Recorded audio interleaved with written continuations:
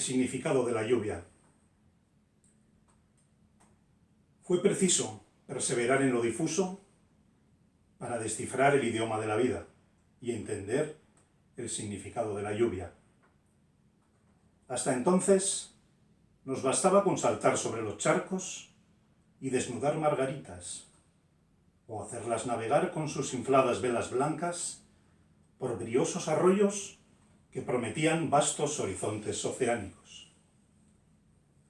Eran tiempos de sirimiri y arcoíris, en los que escondíamos la infancia en la esquina de cada bosque, sabiendo que allí la encontraríamos al día siguiente, o cuando fuera, si teníamos la suerte de que ningún monstruo la descubriera o de que ninguna alimaña hubiera antes destripado sus entrañas.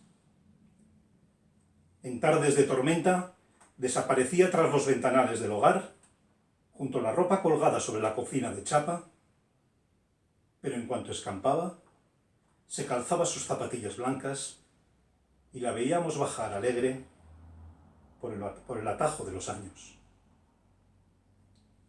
En el oscuro remanso que dejan los muertos de infancia, no cabe un alfiler, y aún sigue lloviendo en su vejez.